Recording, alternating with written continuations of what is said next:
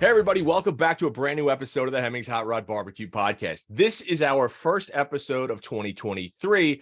And to throw it out with a bang, we brought an amazing personality, an amazing journalist, an amazing driver, Jethro Bovingdon, co-host of Top Gear, journalist, automotive journalist, at Evo Magazine, amongst other publications. And so, dude, how are you doing? It is great to see you. Well, thank you for the grand intro. I feel how am I going to interrupt for that? Yeah, I'm good. I'm very happy to start a new year. I think 2022 was really cool, but it felt professionally, it was like the year of the supercar, which is great. So I got to drive loads of supercars, but I feel like we need a bit of a reset and have some affordable stuff. I hope there's some stuff coming over the horizon. I hope the market is going to correct itself slightly, so not everything is $1 million. And yeah, so that's my hope for 2023. Let's get back to some semblance of normality. Well, I think that I'm happy to do that. Just let me put that on the record too. Absolutely. Well, I mean, let's talk about that for a second. To your point, everything that's come out, I feel like in the last 3 to 5 years, car prices have just completely skyrocketed to the point where I know over here in the US, the median price of a new car or the average price of a new car is around $44,000, which to me, that's still an enormous amount of money. That's still a large chunk of, right? But when you talk about supercars, and not even supercars, just cars that used to be relatively affordable, if I feel like nothing's really like even like Kias right now are 50 grand, which kind of boggles my mind, right? And when you're talking supercars, to have $1 million supercars, they're dime a dozen now. Yeah, I mean, it's funny because the culture in the UK, I think the ladder, I'm in the UK at the minute, the ladder was much different. If you liked cars, you would start off with like a hot hatch or just below a hot hatch, and you work up. And something like a Fiesta ST type car was 12 grand or 14 grand, something like that. Now, all of those lower tier cars have effectively gone. The ST, something like a Fiesta ST, is more like 30 grand. And now that we're being pushed down the EV route, particularly in Europe and UK, and I know California's going that way too. Yeah. Like a little, we have a Vauxhall Corsa, which is the generic little shit box that you learn to drive on. Right. They were worth nothing. Right. E-Corsa, so the EV Corsa, I think it's 32 grand. And that's considered like an entry level. It's a tiny little city car. So yeah, and you sit all the way up, how much is an M3 or an M4 now? 100 and something thousand. Yeah. Everything's really gone crazy. I think the EV world has also changed the game in terms of power, because those cars, what they give you is a huge amount of power that you can use at any point. You know what they're all about. You do a lot of control, they blow your mind. Amazing.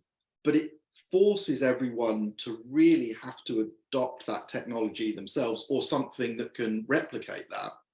Because Ferrari's argument, I'm sure, would be, well, who wants to buy a Ferrari that's got 550 horsepower when you can buy a Tesla that's got 1200, or a Lucid, or whatever the EV thing is?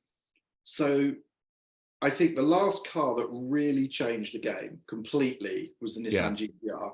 It made everyone reevaluate what a performance car could be, and they all chased it. If you look at what everyone did, twin turbocharged engine, dual clutch gearbox, four-wheel drive, that is the formula that everyone went down.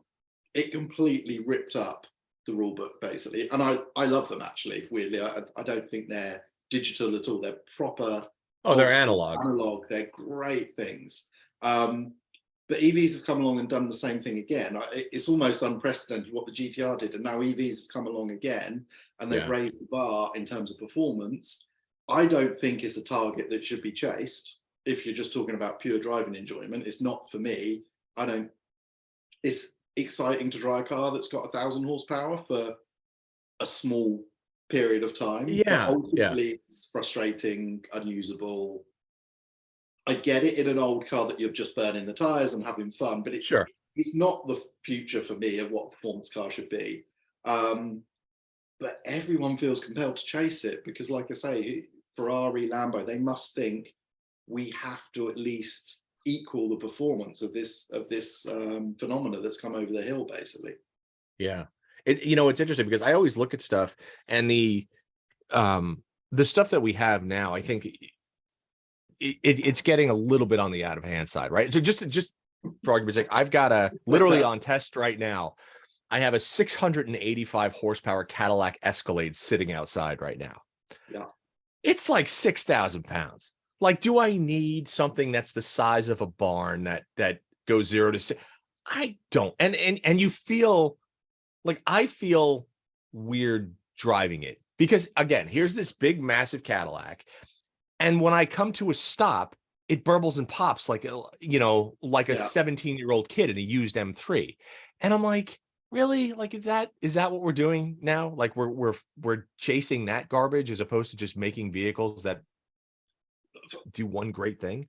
I think for me, there's a place for all this stuff, and I get it. There's a place for a 700 horsepower SUV if that's your thing. There's a place for all these things. The problem is everything's going down the same path. There is no divergence. There is no, I can have a Fiesta ST type car. I can have a relatively lightweight BMW M2 or whatever it might be. Everything's the same. It's sledgehammer. It's absolute performance. And I get frustrated because it's like there's zero, when I see these cars being reviewed, for example, it's like context is out of the window. It's like, I don't want to slag people off too badly. I have a habit of doing that. So, but it's like no prior knowledge is brought into these reviews very often. And so there's no critical analysis of, hang on a minute, do we need a 6,000 pound, car that does X, Y, and Z? And of course it's impressive. You go and do a launch control on any of these cars, it's amazing. Twice, maybe 3 times, and then you're done with it. There's got to be more options. There's got to be more subtlety and nuance to the way cars are developed. And let people have, I don't care, people want a 2,000 horsepower EV or a 2,000 horsepower supercharged, whatever. Great, that's great if that's what they want.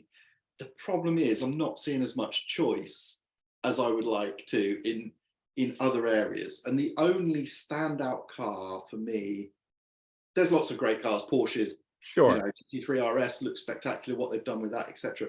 But the car that stands out to me this year is actually, could be a reset, it sadly won't be because the world is where it's going, was the GR86 Toyota.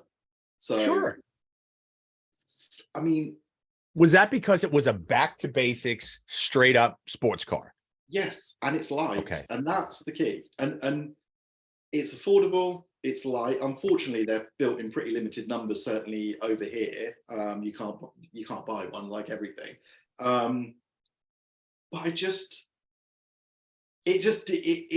I can't overstate how much better it is than the GT86. It's so much better. It's a different car.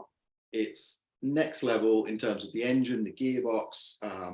The damping is fantastic, certainly on our bumpy roads and stuff. And it's so much fun. But you get in it and you're just reminded of what a 1,200 kilo sports car should feel like, or what would that be, 2,600 pounds, something, I don't know, something like that. And we have to try, in the rush to the future, to think about this stuff, because it just doesn't make sense to me that we're all rolling around. Like, I mean, the Hummer EV is the worst offender, isn't it? That's ridiculous, But it's not only ridiculous, I just worry about the momentum of that car. Like, luckily, not many people in the US walk very far. But if you're in a culture where people use sidewalks and stuff, and there's people around, the idea of something that heavy that does 0 to 60 in 3 seconds flat and has brakes that are just normal brakes, it doesn't have giant sized ceramic brakes or whatever, it's just scary. And I think there has to be, I don't want to sound like everything was better in the old days, because that isn't the case, but there has to be more options. And I think that the way the way car manufacturers are tackling stuff at the moment is a bit scary, because it feels like they've been railroaded down one route and now they're just plowing on at 1,000 miles an hour. And I just think one day people are going to wake up and go, hang on a minute, I can't afford to finance these cars, because with power and weight comes bigger brakes and bigger That's tires and right. bigger That's right. everything, and everything costs more. And it's like this vicious circle, and it doesn't quite make sense to me. There's been some mega cars this last year, 2022, and I'm sure there will be in 23. Sure. But the trend is not headed in the right direction, I don't think. I mean, do you think so? I mean, I think I've been fortunate, you've been fortunate that our generation went from carburation to fuel injection to hybrid to EVs. We've really seen everything come to fruition, right? From a performance level. We know what a real garbage car is. We know what garbage cars feels like. And we also know what amazing, well-tuned, well-designed, well-engineered cars are like. My fear is that the people that are coming into the industry now are younger. They don't know what a beautiful sports car truly is. Right. And what I mean to say is they've never driven something like an old school Lotus with manual brakes or manual steering. They don't understand what that brake pedal feedback is like, or that connectivity between you and the steering wheel is like, because you are steering the car. There's no power assist going through that wheel, right? Yeah, it's just I don't know. I think that's one of the things. It's like you can't know what good really is if you've never experienced it. There is that what I would say, there is a counterpoint to that. Every time I've driven a new startup type EV car, some of which are really impressive, whenever I meet the engineers behind it or the people who are on staff, they're hugely enthusiastic people. And they spend their time talking to me about E46 M3s, and sure, they've all got a project car. They've all got like an old Camaro yeah. that they're doing stuff on, or an old BMW or a 911. They do get it. I think the problem is there the space in the framework that we're, the legislation and all the other things, for them to actually create something that they love and that they would, they're all proud of the cars they make, but Sure. something that really fires their passion. And that's my worry. We've sort of legislated the means to get to an endpoint rather than the endpoint. If the endpoint was zero emissions, let the engineers get on with it. That would be great, because then you've got ingenuity, you've got different ways of doing things. Sure. But we sort of haven't. And in Europe, okay, we're going to ban internal combustion cars. Same in California. You're effectively legislating this end game, which is BEV vehicles. Right. And it might be the right path, but I don't think the government should be deciding it. They should be saying to engineers, this is the end target, get there however you want. And I think then that's when you see, it's like anything. It's like Formula One. If you give them freedom, the ingenuity comes, but there is currently no freedom. Right. And I do worry about it. Like I say, some of the cars are fantastic. And I hope they're not last hurrah, because we've seen some great cars this year. Porsche keep doing fantastic things, and they hold all the things dear that we do in sports cars. Ferrari, just unbelievable how they can absorb technology and create and make it almost invisible, or just create this super powered experience. BMW have done some great stuff. There's great stuff out there, but it's all expensive. It's all heavy. Even the lightweight stuff is heavy. And it's all chasing something that I think becomes less and less relevant, which is just ultimate performance. Like, we're at a point where cars are way faster than you can use on the road. Sure. And there's huge excitement in that. You drive a modern supercar or sports car, and just the sheer performance and offer, it is exciting. And I'm not one of these people who thinks a Mazda MX-5 is the answer because it's slow and you can slide it around at 10 miles an hour. I like speed. I like sure that can be, but there has to be a balance, because we're getting way beyond what's reasonable and what you can enjoy. Like, it genuinely true. You just can't unleash a lot of these cars. And even, we have smaller roads here, but I spend a lot of time in California. Obviously, I go up to Angeles Crest and all those places. Even there, you can't be using everything these things have to offer, unless you're totally comfortable with doing 160 mile an hour on a Public road. twisting country road, which is not the right thing to do. Right. I'm sure we'll have our moments, but yeah, I want to see that diversity again. That's all I care about, and that's what makes cars exciting to me, is the diversity of how they drive, how they arrive at the performance they have, what you can do to make the car behave in the way you want. Yeah. Which, like, I'm not one of these, I hate front wheel drive or I hate four wheel Sure. drive. I love everything that's done right, and I love that process of unlocking what makes a car special and how to make it move, how to make it flow in the way you want it to do. That, to me, that's part of the fun of cars. I always laugh when I work with racing drivers, because they want the car to drive the way that they can drive it fastest, because that's how they're programmed. That they don't care. So if they're a driver who likes a little bit of understeer, that's all they want every car to do. If they're one who wants it a bit loose, they want every car to be the same, so they can jump in it and be at 101%.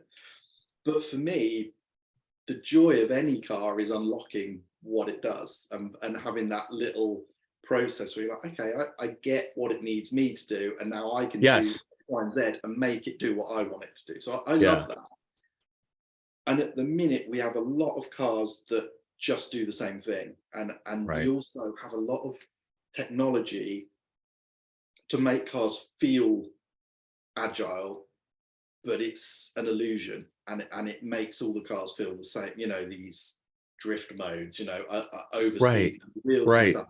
It's a fun little gimmick, but ultimately it's frustrating because it's not actually what the car wants to do, and it's very restrictive. It works up to a point, but then it's done. So you're sort of caught in a car that wants to drive you, and to me, that's not the fun of it. So how has that impacted you? So when you go out and you review these things, and I mean, as somebody who can take something with no driving aids and drift it and have fun with it and really showcase the performance of these vehicles, when you get into these vehicles that have a drift mode per se, or these quote unquote gimmicks, is it harder for you to drive those cars? Because as a driver, you know what the car is supposed to do, right? Does that hamper you? Like if you're in a slide and all of a sudden something kicks in, you're like, whoa, what the hell's going on here? Yeah, so I generally don't use drift type modes if they're available, because they're a one-trick pony. You turn in and effectively they overspeed the outside rear wheel, so they create this yaw moment, if you like. But then they start, it doesn't feel natural. It feels like the car's on casters at the rear, and it just pokes the tail out. But then you're sort of in a digitally held slide, if you like. And it's great if it gives people a taste of what that feeling is, but it isn't real. And to me, it feels it's counterintuitive. So the car is doing stuff that doesn't feel natural.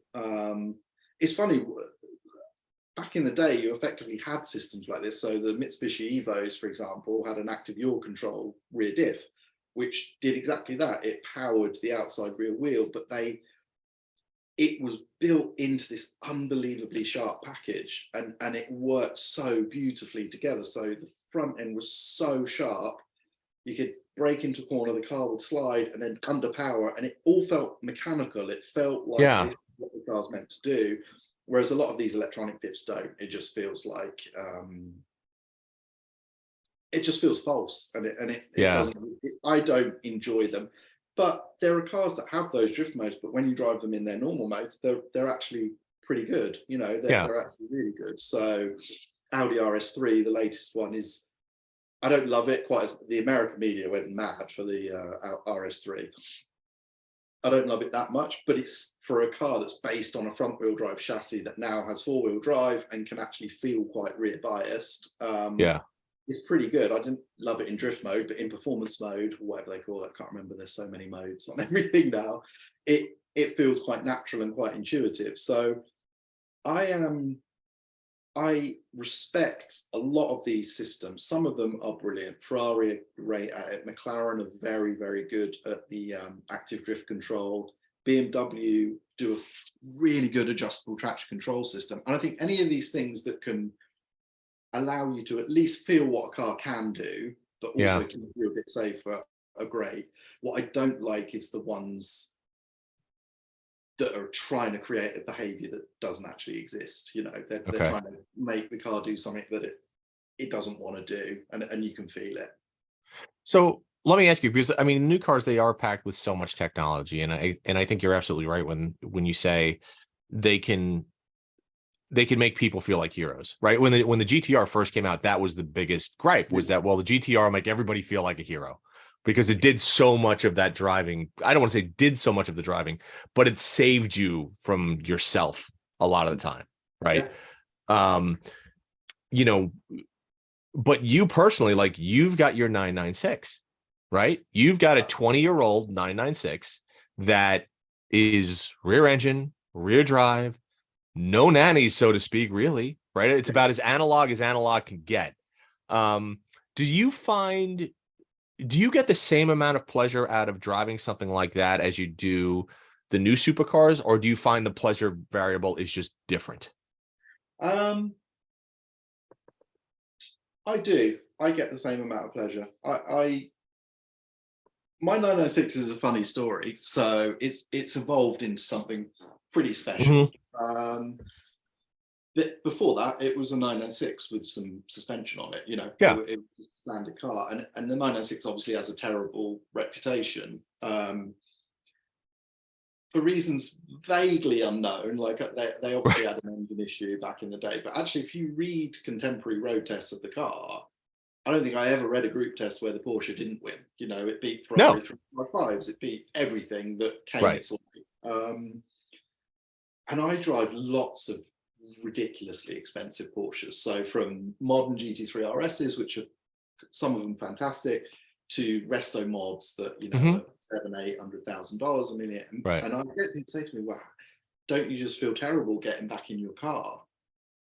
And I'm like, the monetary value makes no difference to the dynamic. I don't care at all about what the car makes me look like. I couldn't care less about. Some people love that. I don't. I love driving cars. I don't care about car companies, about car. Some people love the industry and the politics. I couldn't give a crap. I want to drive the car and enjoy it. That's how I derive pleasure from cars. And so the 996 is great because it's all the things I like. It's pretty small, really small compared to new stuff. It's light, like you say, rear engine. I love the feel of a rear engine car. Much prefer 911s to Caymans, and always will. I think I just love that feeling. And it's weird to me that people think, well, a 1980s Porsche that's had a load of work done on it, must be better than a year 2000 Porsche that's had a load of work. It's a weird it's like, why couldn't it be as dynamically good as a car that's 20 years older? And shouldn't it actually be better in a lot of ways?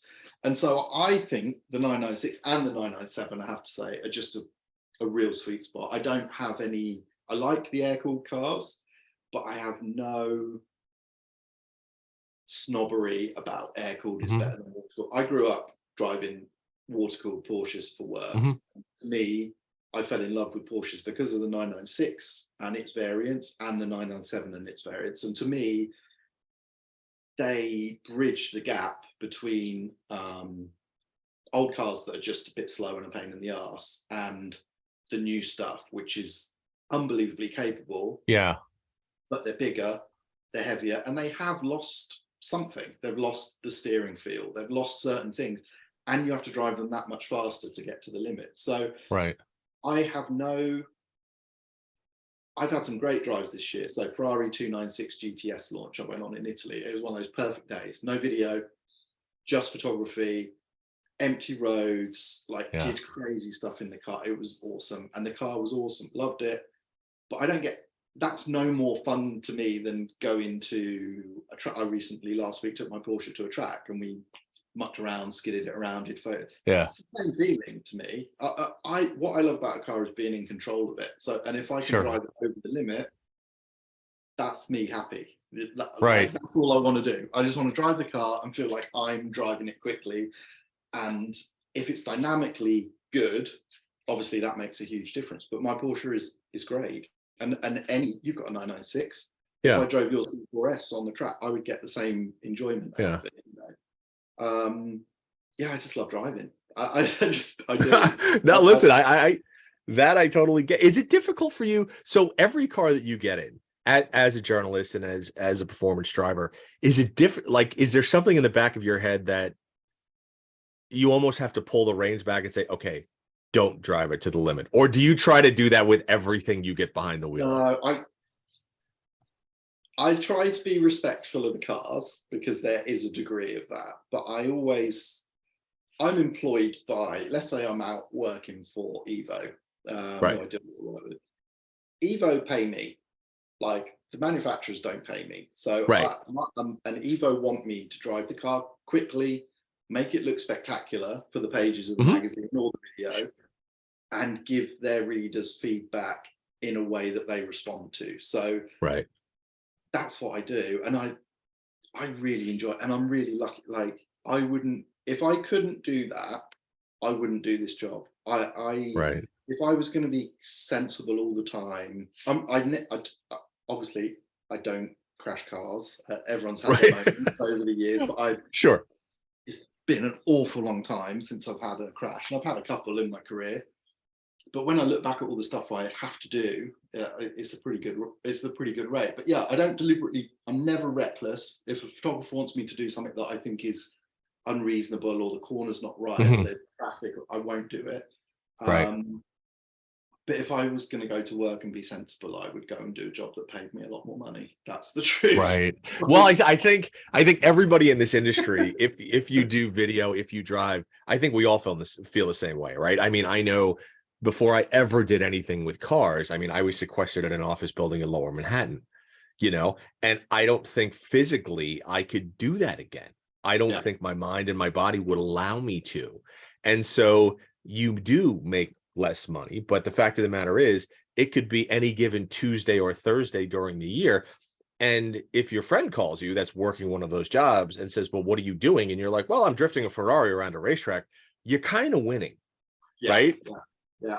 I wouldn't change it. I love the job. I fear for some of the media and the way that things are going, but I love the job.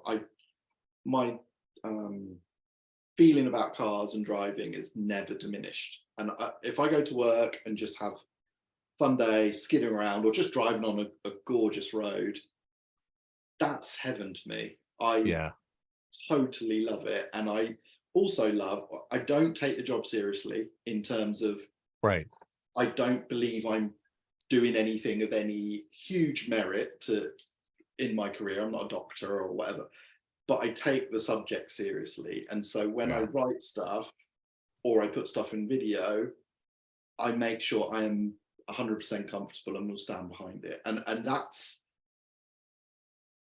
it matters to me because I get a lot of people message me about spending a lot of money on a car. And I'm like, I need to be accurate and yeah, sure. And it can make you, no one says bad things about cars anymore. Very, very. Oh, dude, it's difficult, man. Yeah. And I got in so much, I got so much abuse this year, for example, because I drove the Lotus Emira on track. It was just a job. Like, to me, it's like, the car was not quite right because it was a track chassis with sport tires because it had been on a road trip. But I just get a call that says, can you do a lap time and track video in the Emira? Fine, yeah, of course. I'm really excited to drive it. I really want to go and drive it. Look, it wasn't us who decided what tires it was on, etc. Everyone was in the loop as what we were going to do, but the car was not that great. It was, the chassis balance wasn't that good. To me, that old V6 Toyota engine, it's noisy, but it's not an inspiring engine. It's fine, but it's not. Right. Compared to a Porsche flat six in a Cayman GTS, for example, it's nothing. The gearbox is still, in my opinion, not good enough. Just because it's a manual, it's not good enough. It's not as good. if it's not as good as a Civic Type R box or something, like, why? This is a Right. bespoke sports car. And I said this, and I take no pleasure in saying, I love Lotus, and I know a lot of guys there. Yeah. I also have a huge amount of respect for, and they're brilliant chassis guys, etc. But the car just wasn't that good. And on video, because I love cars, you get what you get. Like, I was disappointed in the car, and you could see it on the video. Right. Because that's just how I felt in the moment, and I Sure. didn't. But God, I got so much abuse. Yeah, All but from don't. people, it's just weird. All from people saying I only love Porsche, which isn't true. Like, I've slagged off more Porsches than probably anyone else this year too. Sure. But it's just this weird thing. It's like everyone else is saying it's the greatest thing since sliced bread, and you've got to bring context and reality to it, and you've got to be honest with your opinion. And if anyone can stand there and tell me they think that Toyota V6 engine that red lines at 6.8 or something, and Yeah, sounds fine, but if they're telling me that's a great engine, it's not. It's just not. And the gearbox isn't. If you miss a gear shift every single lap because you can't hurry it that's a through, problem. it's a problem. And the reason it does it is because the gearbox initially was out of a diesel powered Toyota car, so it's not designed to spin at 7,000 RPM. So I know this stuff to be true. Right. And I get feedback, like behind the scenes, I speak to people in the know, and they agree with me and say, X, Y, and Z, which I can't come out and say. But you get so much abuse if you say bad things about cars. It's really funny. And I wasn't saying the car's terrible. I was just saying, you were just being honest. Yeah. There's a difference between saying terrible things and being honest. Two completely different things, right? Saying terrible things is going, well, this is a shit box, and I can't believe they made it, and it's awful. Being honest about something and say they put the wrong gearbox and the engine is not inspiring, that's an opinion. That's being honest about you as a performance driver getting behind the wheel of what is quote unquote a really high-end performance car. And if it doesn't deliver the goods to someone like you, then it is your job to tell the public that, because somebody is going to go out and spend £100,000+ or dollars on this thing, and they are going to think that because either Jethro said it was amazing or Jethro said it wasn't amazing, but somebody else did. Well, they're already going into this with this expectation in their mind of how great it's going to be, right? And that's it. I mean, not for nothing, that's your job. It is my job, and I don't take my job seriously. I know I'm lucky and it's a fun job, but I take that stuff seriously, and I just can't say something's good if it's not good. And you get it all the time. I did M4 CSL this year, and I was pretty straight down the middle with it. I don't think it's as good as it should be. There's bits I do like about it, but it's not right, and it's a miss for a CSL point of view. And I got messages about that. I can't believe you slated the car and this. And I'm like, I didn't slate the car. I just said I don't think it's good enough considering it's this much more money, and there are these fundamental issues that I don't like with it, gearbox, etc., etc. But I feel like people listen to the conclusion, which might be, this car isn't as good as I think it is, without any of the context that I've put into the other 2,500 words or 20 minutes, whatever it might be. Right. And it's like tabloids, like read the headline, make a judgment. And I understand we live in a society where everything's quick, isn't it? And I'm guilty of the same. I look at headlines and think I know what the article is. But I love cars and I want to write about them honestly. And I think it's important. And I read a lot of stuff or see a lot of stuff on video that is, nonsense, basically. Well, I mean, listen, it's difficult because I think there are so few really good automotive review shows now. Very, very few. Very few that the journalists or the drivers actually exhibit some proper integrity, some really factual stuff. And they're going more on, okay, what is the shock value that I can introduce here that's going to get the most clicks, right? And you and I both know, right? We both deal with ad agencies on a daily basis. That's what they're looking. Well, how many clicks are you going to get? How blah, blah, blah. It's like, whoa, back up. What about let's make something that's factually accurate, that looks great, that people are going to want to see. That will come. And I feel like they're so quick to judge as opposed to give things time to curate, that it's a massive disservice to any of the reviewers, to the journalists, to the drivers. When I look at automotive content on YouTube now or any medium, It's all shock value stuff. And listen, it's fun to watch. I don't mind watching somebody launch something through the air or do this, or, explode the quarter panels off their truck by doing a 15, a 3-minute long burnout at 9,000 RPMs. But that's not a review. That's not anything except I want to see how many clicks I can get on this. And again, it's like I was saying about cars themselves. It's diversity. That's all you need. Like and when everything is so measurable, YouTube, etc. And I'd love to do much more video, and I really enjoy doing it. But everything becomes a drag race. Everything becomes the same thing because it's success and it's the Google algorithm. And we're going to it's cheaper to shoot a drag race, but we'll get 4 times as many views. And this is the problem. When everything's so measurable, you end up going in one direction. And that's a bit like I was talking about with cars earlier. If your metrics are 0-60, quarter mile, etc., you're just going down one road. And this is a bit like some of the automotive stuff.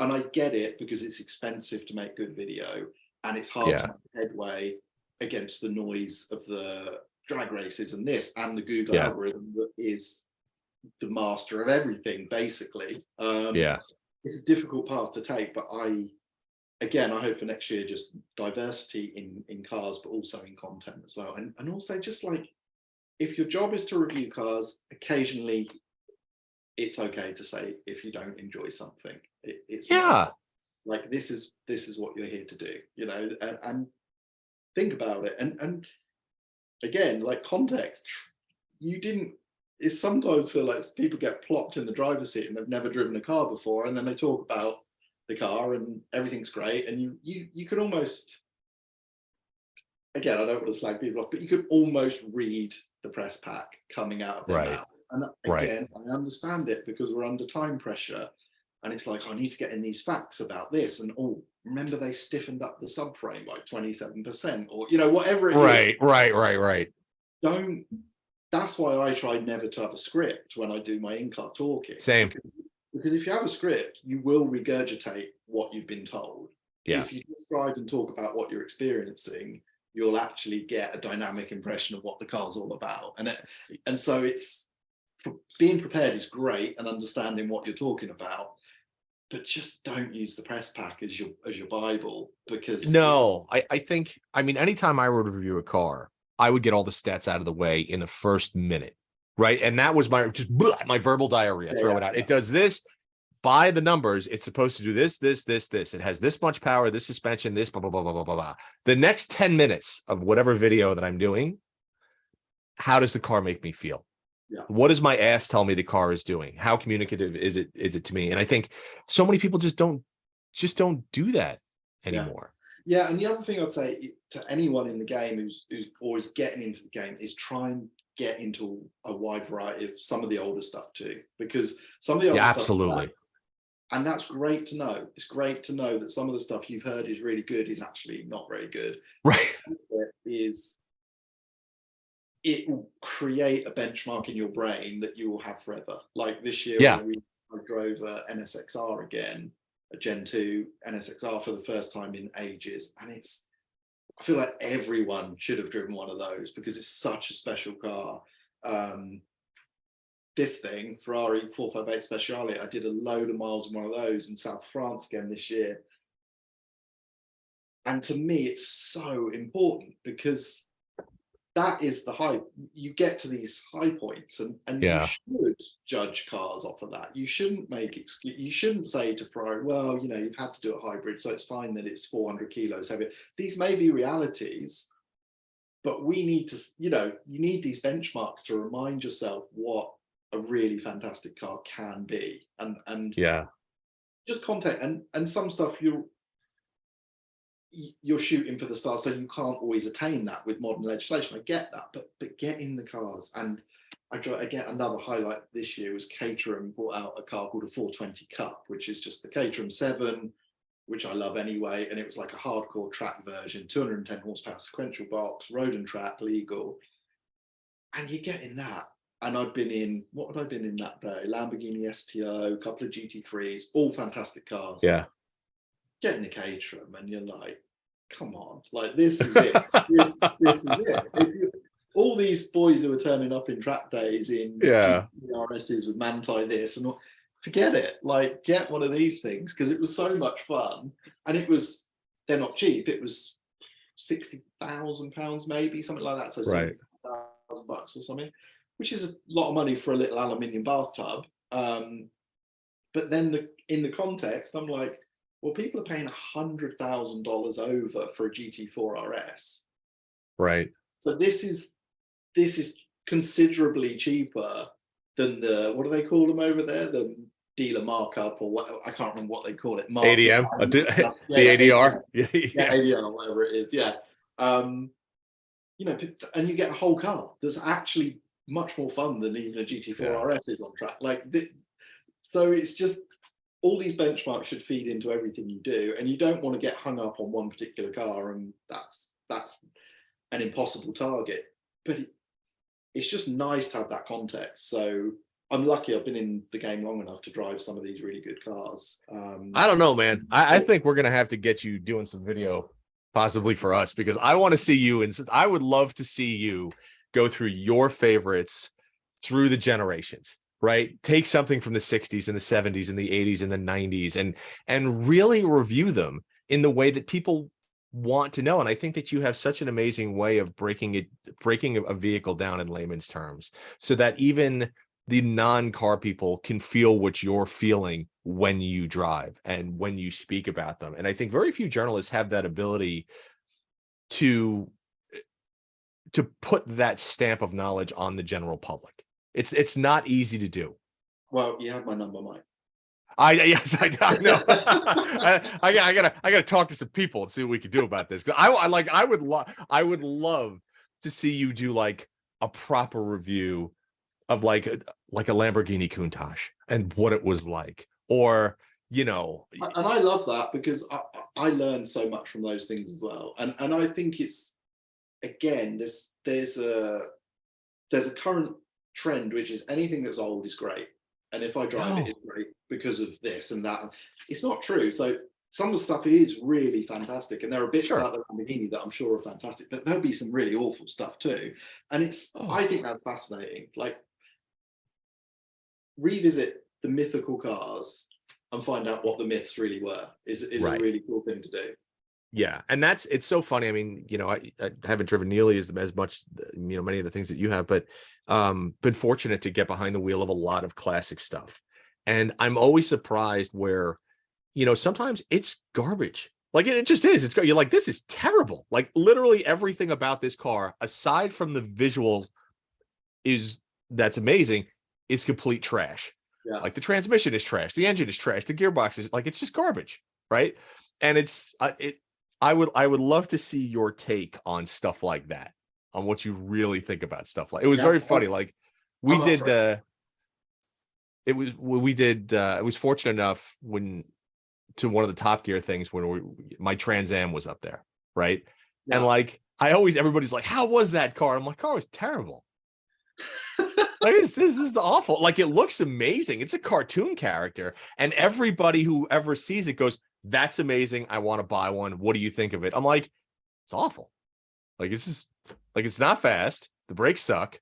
It handles okay kind of for what it was, but it's not a good car. Well, some of those old, I haven't driven a lot of the muscle stuff that you have, but some of the old European stuff is good for the very reason that it worked in Europe, in that it's relatively small, light and simple. Yeah. And when you've got something small and light, that means the brakes that aren't as good as today's, but they still work pretty well, etc. Right. Whereas some of the muscle car stuff, because it's big and powerful, it can't dynamically keep up with it. No. Just because it's got the disadvantages of a modern heavy car, but but also the disadvantages of an old car with crappy suspension technology and brakes and everything else. So I've always found the really iconic old cars, 2.7 RS 911, for example, something like that, absolutely mega. But if you just get sort of your average even sports car that hasn't become there's a reason they become icons, and it's not just the way they look very often. They drive really, really well. But yeah, there's a lot of terrible stuff out there, and people think it's sacrilege, but it's not. It's not. That's the way it is. That's why cars have kept getting better, because some of the old stuff was terrible. Right. Well, dude, listen, we are coming up on an hour. Thank you so much for coming on the show again. It's always great to talk to you. I definitely want to see if we could get you behind the wheel of some stuff for Hemmings, because there's like, I think it would just be flat out fun, right? Two, I think your opinions on some of the great classics, on some of the great classic sports cars and exotics will open a lot of eyes. That some will be a never meet your heroes thing. Some will be, please go and find your hero because it's amazing, right? And I personally, this is a very selfish thing. I want to personally see you do this. Okay, well, I'm up for doing it, and also it's very cold and wet here, so I need some sunshine in California. We can make that work. Put me a plane ticket. I'm there. Okay, all right, buddy. Jethro, dude, it's always a pleasure to see you. It's always a pleasure to talk. 2023, hopefully it's going to be a really good year for everybody. Hopefully we'll get some great car stuff coming out of it. I don't know. Do you have any predictions for 2023? Cars will get faster again. How much faster are they going to get? Jesus. People will pay way over the odds for Porsches again. But I have great hope. There's all these car companies, like I say, whenever I've met any of them, from mass producers to tiny little niche manufacturers, nearly every single one has properly passionate people behind it. So if they're given a bit of freedom to do what they want to do, I think we're going to be well served. We need to remember some of the qualities we love in cars and sort of demand that, And I think the market shows. Look at Toyota GR86 that they're sold out. The Corolla is a big deal over there at the moment. Yep. In Europe and the UK, we have the GR Yaris, the same thing, similar platform, and it's sold out. So there's demand out there. And so we just got to remind the manufacturers that they can build stuff for people like us too and still make money. Yes, I couldn't agree more. All right, buddy. Well, listen, enjoy the new year. Have a wonderful holiday, and we will definitely be talking soon. No question. Cheers, Mike. Look forward to it. All right, buddy. Thanks for listening, folks. And again, please subscribe to the Hot Rod BBQ podcast. If you're on Spotify, check us out there. Subscribe to it on iTunes. And if you are going to go to YouTube, make sure you go to the Hot Rod BBQ podcast and hit that subscribe button, and we'll come to you every week.